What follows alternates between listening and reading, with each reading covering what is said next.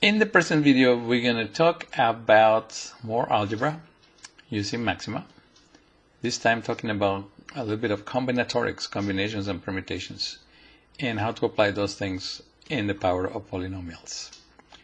We're going to start with this document where we define the factorial of an integer number as the product of that number by the number minus 1, that number minus 2, until you reach the value of 1. Maxima has two functions, or two ways to calculate a factorial. There's a factorial function, or simply type 6 with the exclamation mark. By convention, 0 factorial is equal to 1. We're going to learn more about why that. Okay, so if we have elements like elements A, B, C, and we take 2 at a time randomly, but we are not concerned about the order. So A comma B is the same as B comma A. In this case, we have combinations of 3 elements taken 2 by 2.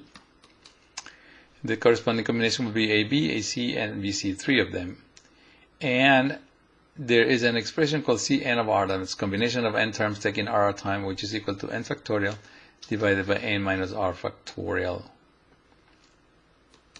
And I forgot an r factorial here in the denominator.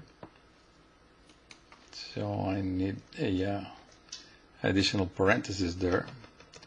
It doesn't matter because I actually define it right here, the function CNR of combinations using the factorials. And so if we want to calculate the combinations of 5 taking 3 and 3, we have there will be 10 combinations. The combinations of 3 taking 2 at a time would be 3, as we indicated earlier on. The combination of 5 elements taken 3 at a time will be these 10 combinations. Then we have another concept called permutations. If the order is important, then we have permutations. For example, if I take the elements A, B, and C, the function permutations in Maxima, actually we show that we have 6 permutations of 3 elements. It turns out that the number of permutations is equal to n factorial divided by n minus r factorial. And so for 5 elements taken 3 at a time, we have 60 permutations, whereas we only have 10 combinations. And so the permutation of 3, 2 will be 6, whereas we have only 3 combinations. Circular permutations, that's when you have, like, say 5 places around a circle, and so the first one will be fixed, and so the actual number is equal to n minus 1 permutations. And so that's the same as saying, like, the permutations of 5 taking 5 at a time. If you take 5 players to play in a basketball team, there's only one possible combination if the order is not important. But if the order is important, then you have 120 permutations. Here you have a book on arithmetic, one on algebra, one on geometry, one on physics, and one on chemistry. How many books can be arranged if the geometry book is always in the middle? That is similar to a circular permutation because we have one fixed point, and that is equal, since 5 minus 1, 4 factorial 24. With 7 people, how many committees of 5 people can be formed? The order not being important, it's combinations of 7, 5. On the other hand, if each member of the committee will have a specific title, such as president, vice president, secretary, treasurer, and bookkeeper, we'll have to calculate the permutations. There will be 2,520 different ways that we can arrange for those 7 people to be assigned a position in a committee. Powers. If we multiply a number by itself, we have a power. Second power, third power, fourth power. If the numbers are negative, then the odd power will be negative, the even power will be positive.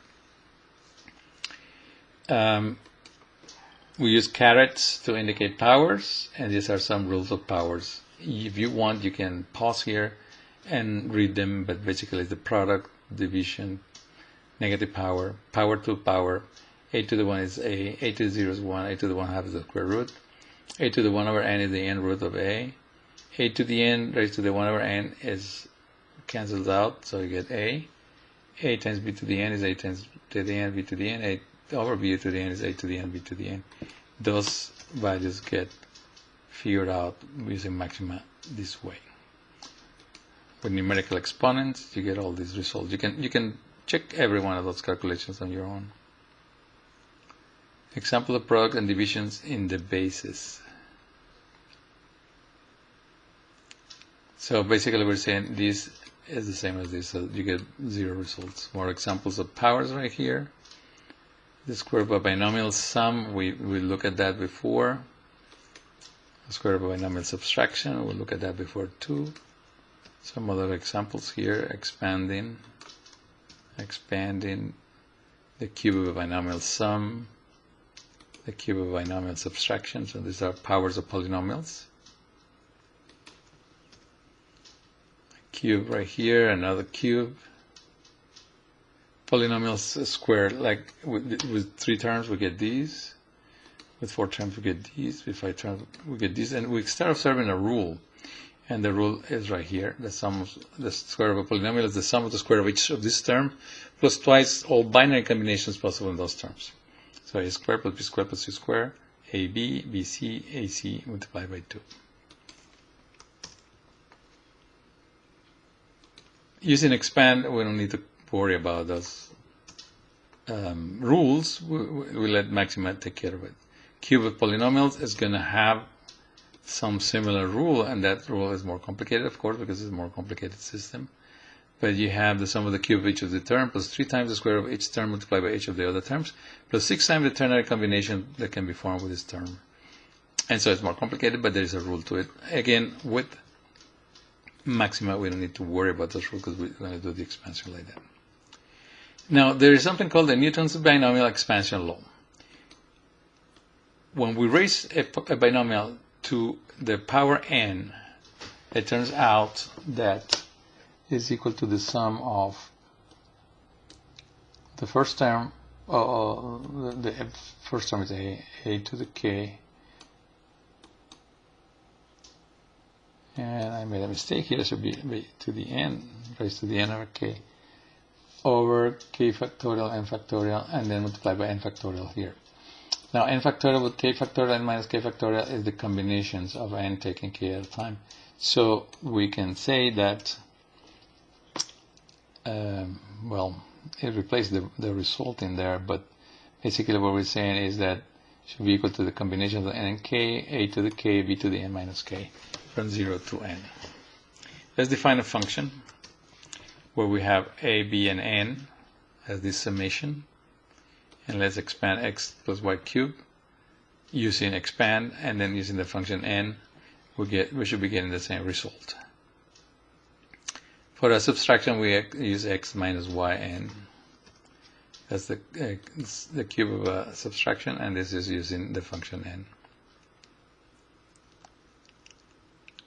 When we use Maxima, I mentioned that it's not necessary to use the binomial expansion by Newton. You just use expand and you get the results that you want. I'm doing this here just to check using the function n, which is the Newton polynomial expansion, which we're getting exactly the same results. Now, we're going to do the sum of a binomial raised to the powers 2, 1, 0, 1, 2, 3, 4, 5, and 6. What we notice here is that if we take the coefficients, and the first one is just number 1, and then the coefficients here is 1, 1, and then we have 1, 2, 1, 1, 3, 3, 1. If we put them in the shape of a triangle like this, that is known as the Pascal's triangle. Start with 1 here. We start putting 1s down in every level, and then we start adding 1 plus 1, 2, 1 plus 2, 3, 2 plus 1, 3, 3 plus 1, 4, 3 plus 3, 6, 3 plus 1, 4, and so on. And this way, in an easy way, we can get all the coefficients of any expansion of a polynomial, of a binomial, sorry, which would be equivalent to having Newton's polynomial expansion.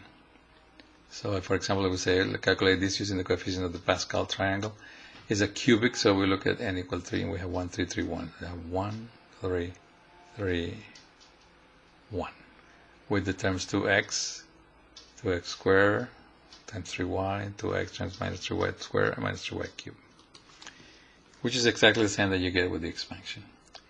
See, all these theorems are very interesting because before we had computers and before we have software like Maxima, you have to keep in mind all those facts in order to produce expansions of polynomials. And so with this we finish this particular video on combinatorics and the power of polynomials.